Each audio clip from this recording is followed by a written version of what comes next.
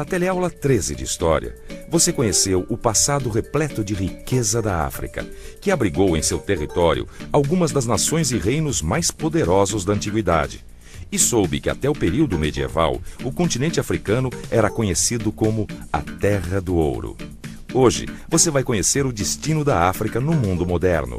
Vai saber que durante cerca de 400 anos, o continente africano foi vítima do mais longo processo de imigração forçada da história humana. Cerca de 11 milhões de africanos chegaram como escravos nas Américas. Vai ver que, além do processo de escravidão, a África sofreu com a colonização, com o seu continente sendo praticamente dividido por nações europeias.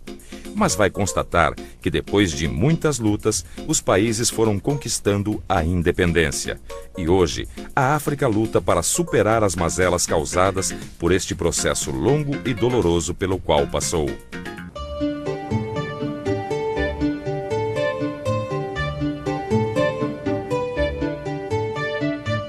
A construção da identidade brasileira passa necessariamente pela contribuição dos africanos que aqui chegaram como escravos. Transformaram-se em cidadãos brasileiros e nos legaram seus valores civilizatórios e uma cultura riquíssima. Uma boa palavra para sintetizar a África é diversidade. Nas paisagens, nas línguas faladas, nas opções religiosas, nos costumes e modos de vida, a África é um continente plural.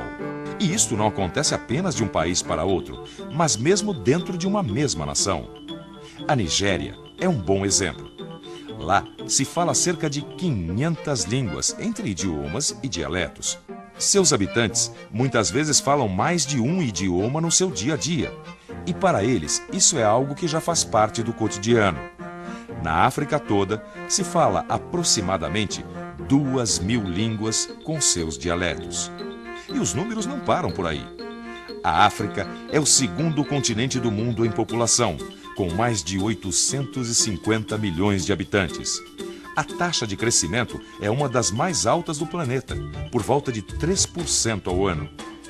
É o terceiro continente do mundo em extensão, com cerca de 30 milhões de quilômetros quadrados, o que corresponde a 20,3% da área total da Terra.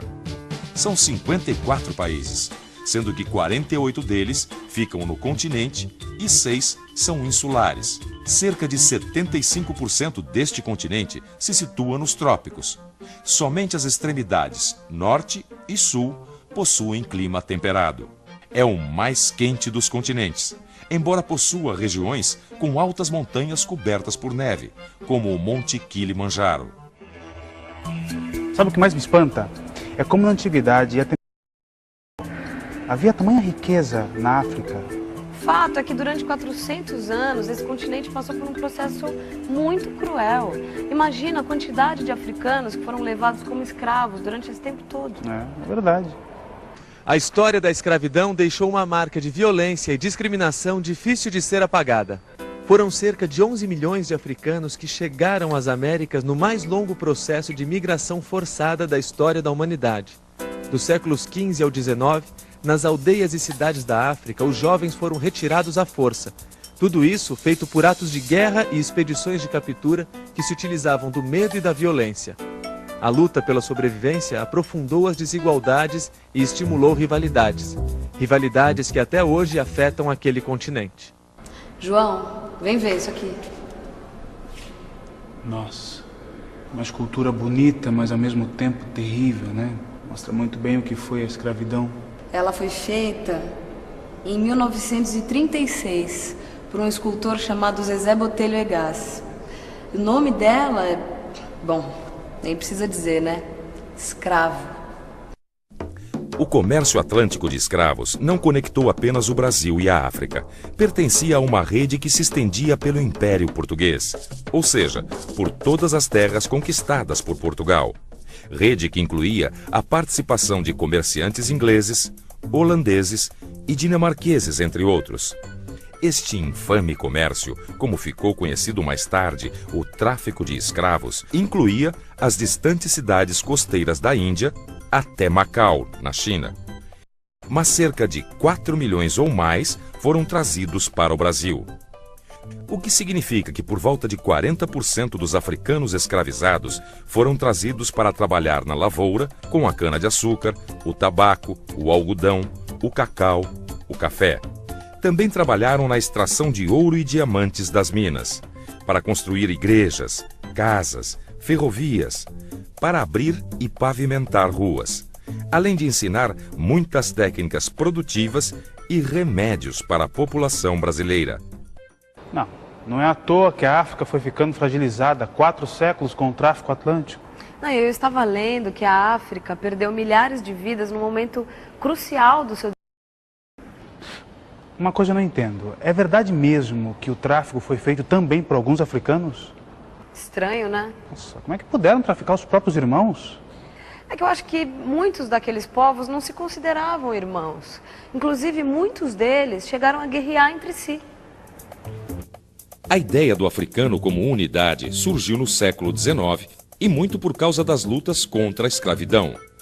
Na teleaula 13, você viu que a identidade das pessoas nas sociedades africanas estava estreitamente ligada às suas comunidades de origem.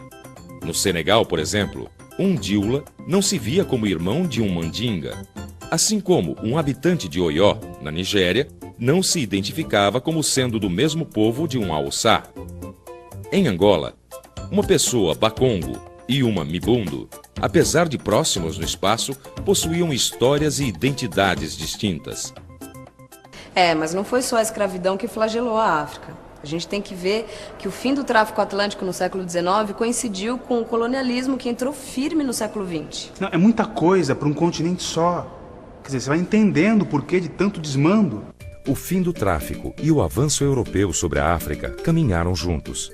Para os europeus, o interesse era explorar a mão de obra africana na sua própria terra. As consequências desagregadoras do tráfico e do fim do mesmo também facilitaram a entrada europeia e seu estabelecimento no continente.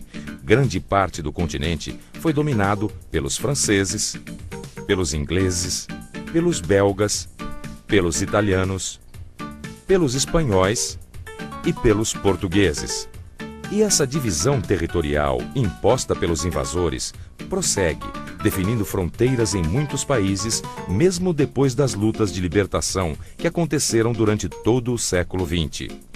Essa divisão arbitrária acabou unindo sob a mesma bandeira povos e etnias muito diferentes, o que dificulta a construção de nacionalidades. Além das disputas internas, as potências ocidentais, lideradas pelos Estados Unidos, e o bloco socialista, liderado pela União Soviética, inseriram a África na lógica da Guerra Fria. Grupos rivais foram armados por um lado e outro, gerando extrema violência, guerras civis intermináveis, insegurança e instabilidade política. Mas apesar disso tudo, os países africanos conquistaram sua independência, né? Bem, sim, mas não foi um processo fácil, né? Muito pelo contrário. Houve a necessidade de muitas lutas. E cada país teve um processo diferente, mesmo porque cada país foi colonizado de forma diferente. Sim. Agora, tem uma figura que eu admiro muito e que, para mim, representa toda a luta de libertação da África. Para mim, ele é um verdadeiro herói daquele continente. Eu aposto que você está falando do Nelson Mandela. Exato.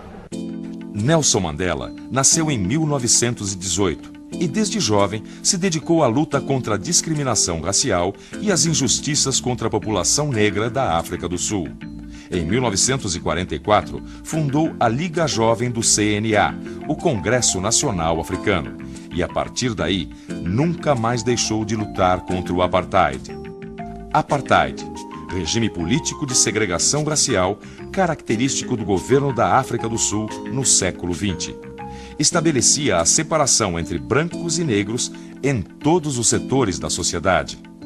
Nelson Mandela, como ativista político, foi sempre um símbolo de resistência, pois mesmo preso durante 28 anos, prosseguiu combatendo da prisão o regime racista de seu país. De 1962 a 1990, Mandela continuou sua luta, escrevendo, comunicando-se com líderes mundiais. Por fim, negociou com o presidente Frederic de Klerk as condições para o fim do apartheid. todas as leis racistas foram revogadas e os negros passaram a ter os mesmos direitos civis e políticos dos brancos. Mandela acabou sendo eleito o primeiro presidente negro da África do Sul. Além de Mandela, os países africanos possuem vários outros heróis, que podem ser pessoas do povo, artistas, líderes políticos e ativistas da proteção do meio ambiente. Nem todos eles são associados a reis, príncipes ou guerreiros que ganharam batalhas e guerras. Portanto, eles não se encaixam no perfil que os livros de história faziam de grandes heróis. Porém, este é um conceito antigo e que não reconhece os heróis anônimos e desconhecidos. O herói é alguém que se dedica a pensar no seu próximo e é capaz de atitudes generosas. Alguém que pode ter todas as dificuldades e defeitos de um ser humano comum, mas se torna, por suas ações, um estímulo e uma referência para outros. Sabe, João, a África é um continente que se mostra forte o suficiente para superar os desafios. Não, sim. Isso sem falar da cultura de origem africana, né? Tão viva, rica, encanta o mundo todo. A literatura, a dança, a música. Os ritmos da África acabaram influenciando a música do planeta. Existe um pouco de África sempre que se escuta música, seja rock, jazz, funk, blues, samba, maracatu e a ópera. Repare quantos artistas hoje buscam inspiração na África. Definitivamente, o espírito da cultura africana é parte fundamental da música contemporânea no mundo todo. E não é só na música, não. É nas artes em geral. Uma coisa que a gente conhece muito pouco e que eu estou tratando de me atualizar é a literatura africana, que já produziu nomes muito importantes. Alguns deles já receberam o Prêmio Nobel de Literatura e o Prêmio Camões de Literatura em Língua Portuguesa. Claro, é preciso mesmo conhecer melhor essa cultura, que tem tanto a ver com a gente, né? Afinal, na arte está a alma do povo, não é verdade? E se é assim, a alma da África está forte e saudável. E se a alma está viva, é sinal de que tudo pode melhorar. E tudo parece melhorar na África do século XXI. Apesar de todos os seus problemas, o continente africano iniciou o século com uma realidade um pouco mais promissora. Houve uma redução dos conflitos e um grande crescimento econômico em alguns países. Florescem também várias iniciativas, autônomas e coletivas, para a construção da paz e de melhores condições de vida. Projetos de recuperação de ecossistemas e incentivo ao desenvolvimento sustentável e ecologicamente correto começam a surgir na África. Como resposta, a natureza reage e mostra que pode corresponder ao investimento que nela se faz. Todas essas mudanças criaram as condições para que mulheres africanas assumissem postos de liderança no continente. A eleição de Ellen Johnson Sirleaf para presidente na Libéria, de Luísa Diogo como primeira-ministra em Moçambique e a escolha da queniana Wangari Maathai como vencedora do Prêmio Nobel da Paz mostra o reconhecimento pelo que já realizaram e como as mulheres africanas marcam seu lugar no mundo.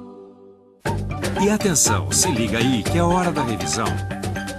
Na teleaula de hoje, você conheceu um pouco mais do continente africano, suas dimensões e aspectos.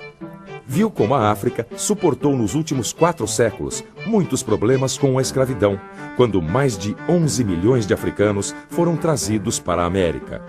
Constatou que mesmo depois do fim da escravidão, a África ainda sofreu muito com o processo de colonialismo, com sua terra repartida entre nações europeias. Viu que apesar de todos esses problemas, os países africanos foram recuperando sua independência. E todas essas lutas podem ser sintetizadas na figura emblemática de Nelson Mandela, que conseguiu derrotar o regime do apartheid na África do Sul. Por fim, soube que a cultura africana, seja nativa, seja a que foi levada pelos escravizados, influenciou as artes no mundo inteiro e que nesta cultura, a alma da África ainda permanece viva e cheia de esperança. E agora vá direto para o seu livro de história. Lá você vai poder aprofundar todos esses assuntos que viu aqui. Bons estudos!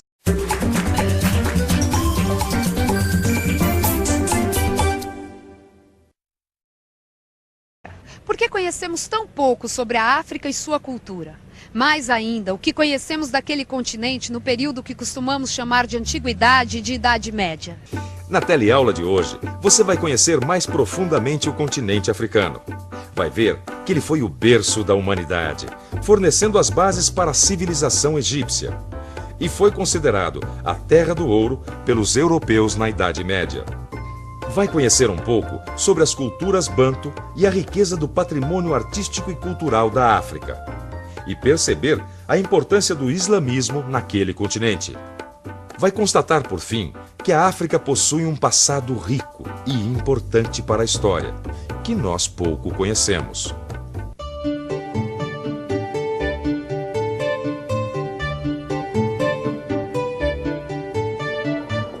Nossa, gostei daqui. Deve ser bem interessante esse museu, hein, Joana? Olha, interessante não é bem o termo, eu acho que é mais do que isso. É um museu vivo, que resgata a memória afro-brasileira.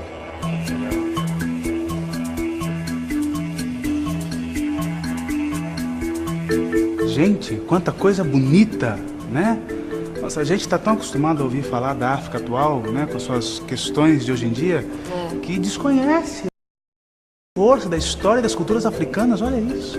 Não, isso é só o começo. Vem cá, esse museu é uma beleza. Na aula 2 do seu livro de história, você aprendeu que foi na África onde surgiram os primeiros seres humanos. E por esta razão, aquele continente é muitas vezes chamado de berço da humanidade. E foi dali também que saíram as primeiras migrações destinadas a povoar o mundo em que vivemos. Além disso, foi em territórios africanos que apareceram as primeiras formas de organizar a sociedade humana, como a família. Voltando à pergunta inicial da nossa teleaula de hoje. O que nós sabemos sobre a África nos tempos históricos que antecederam o período das grandes descobertas, ou seja, na Antiguidade e na Idade Média? E por que a gente sabe tão pouco sobre a história da África? Nos nossos livros de história, a África aparece como o local de onde vieram os escravos que trabalharam nas Américas, trazidos através das rotas abertas no Oceano Atlântico. Mas esta é apenas uma visão. O continente africano possui uma vasta e rica história que se inicia muito antes. O Antigo Egito, cuja importância para a história você viu na aula 4, situava-se no norte da África. E a sua relação com o interior do continente africano foi, desde a sua formação, muito importante para a sua identidade política e religiosa. Por volta do ano 2000 a.C., surgiu ao sul do Egito um reino africano poderoso e influente, conhecido como Kush, na região que mais tarde ficou conhecida como Núbia. Os Kushitas, como eram chamados, chegaram mesmo a dominar o Egito entre os anos 750 a 700 a.C.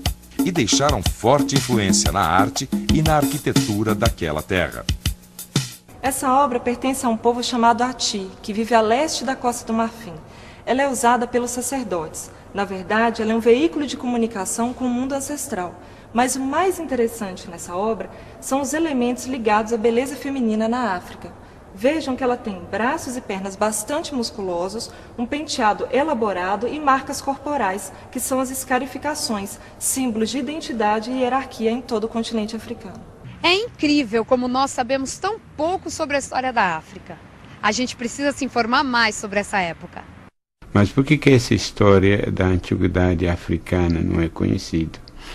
Eu acho que há um pouco de preconceitos, de ignorância e também de uma questão ideológica. Que para você colonizar um povo, tem que justificar. A justificação do discurso da missão colonizadora era de que a África é cultural. Não havia história, não havia cultura, então nós temos toda a razão para civilizar esses povos, para poder levá-los ao nível dos homens. Nós precisamos recuperar essa memória, ensinar a história de todos os povos que formaram o Brasil como país, como povo e como nação. De Cartago eu já tinha ouvido falar alguma coisa, agora desse reino de Aksum, nunca. Mas como pode isso, não? Não, e não para por aí, não. A riqueza da África nesse período, que vai da Antiguidade até a Idade Média, é muito grande. Surgiram muitos reinos mais. É verdade. Entre os séculos 9 e 15 depois de Cristo, surgiram poderosos reinos na região conhecida como Sudão Ocidental. Os antigos reinos de Gana, de Mali e de Songhai ficaram conhecidos pelo controle que tinham sobre as rotas de comércio e as minas de ouro da região. Esses reinos comerciavam com diferentes partes do mundo, incluindo a Europa e o Oriente. Faziam esse comércio através de rotas de caravanas que atravessavam o deserto do Saara e chegavam até o norte da África. E além dessas rotas através do deserto, havia também rotas marítimas, pelo litoral da África Oriental, pelas águas do Oceano Índico, em direção à China e à Índia. Este comércio fazia com que houvesse intercâmbio muito intenso de tecnologia e conhecimento. A riqueza desses reinos africanos era tão famosa na época medieval que a África era conhecida como a Terra do Ouro e também a Terra do Marfim, das minas de sal, enfim, um território muito rico, cheio de prosperidade. Tanto que num mapa do século XIV, os reis africanos foram representados com uma pepita de ouro nas mãos. E a língua, hein, Joana? É um continente tão grande, tantos povos, né? Que língua eles falavam? Era a mesma? Acho que não, mas sei que muitas daquelas línguas tiveram origem banto. Banto?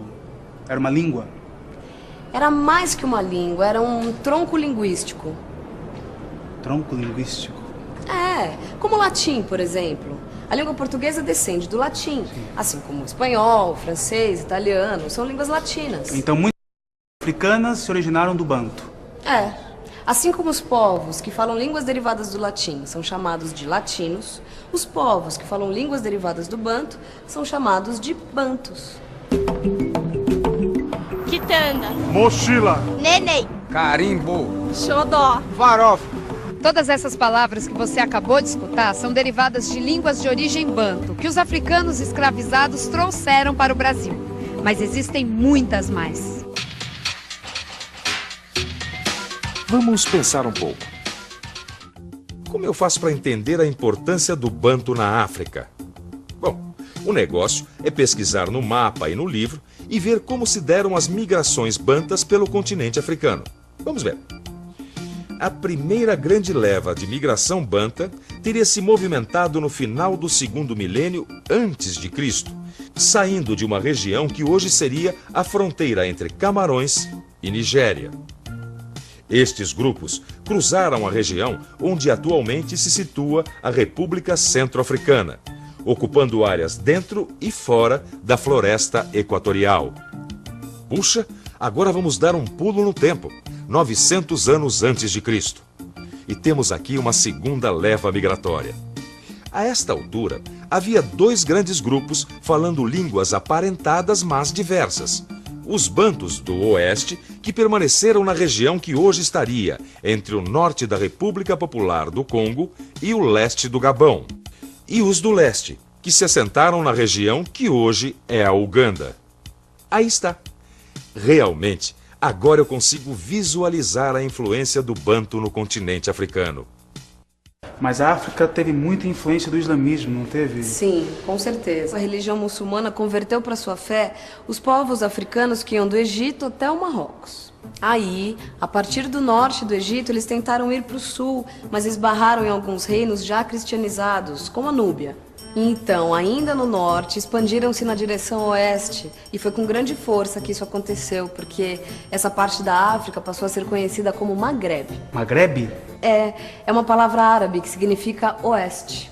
E aí parou por aí? Não, a expansão do islamismo ainda alcançou o poderoso reino de Gana na África Ocidental. E também converteram este reino? Não, Gana não se converteu ao Islã, mas abriu suas portas para os comerciantes muçulmanos, aumentando a influência do comércio em todo o continente, integrando a África, a Europa, o Oriente Médio e até a Ásia. A religião muçulmana possui uma relação de irmandade entre os fiéis. Este fato torna o vínculo entre os fiéis algo muito forte.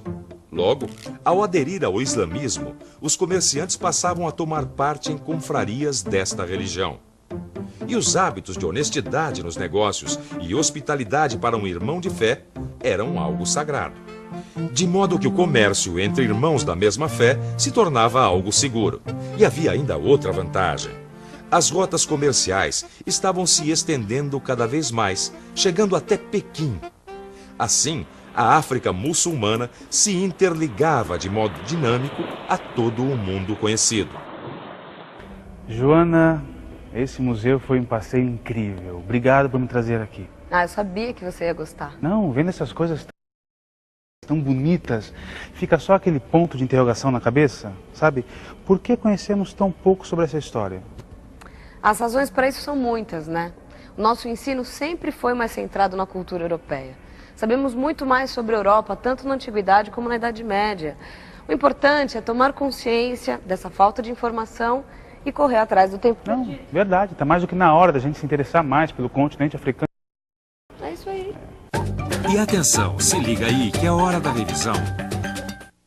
Na teleaula de hoje, você constatou que nem sempre as imagens que chegam até nós falando da África refletem a complexidade e a riqueza da... Recordou que a África é considerada o berço da humanidade, pois ali os primeiros humanos começaram a migrar e povoar a terra. Também foi naquele continente que se iniciou a organização das pessoas em famílias. Viu que a África produziu povos e civilizações de grande importância cultural e econômica que marcaram a história na antiguidade, como o Egito, o Reino de Cush e a cidade de Cartago, entre outros. E também aprendeu que no período que conhecemos como Idade Média, a África era conhecida por sua riqueza e chamada de a Terra do Ouro. Naquele tempo, reinos poderosos como Gana, Mali e Songhai dominaram a parte ocidental da região de Savana ao sul do deserto do Saara, no território africano. Soube que o Banto é um tronco linguístico e base de muitas línguas africanas. E também que os povos que habitavam o mesmo território foram se unindo e criando suas identidades étnicas, com base na sua língua, seus costumes, sua religião e a memória comum. Por fim, aprendeu que desde o século VII d.C., a religião islâmica penetrou na África a partir do norte, criando vínculos poderosos dentro do continente, fortalecendo o comércio e interligando os ricos reinos africanos à Europa, ao Oriente Médio e à Ásia. Um caça custa por volta de 25 milhões de dólares. Um míssil Tomahawk, mais ou menos 1.300.000. Um míssil ar para ar, 800 mil dólares cada. Granadas de tanques vão de 2 mil a 36 mil dólares cada. Traduzido em gastos cotidianos, pelo preço de apenas este míssil, uma escola cheia de crianças famintas poderia alimentá-las com uma refeição todos os dias, por 5 anos.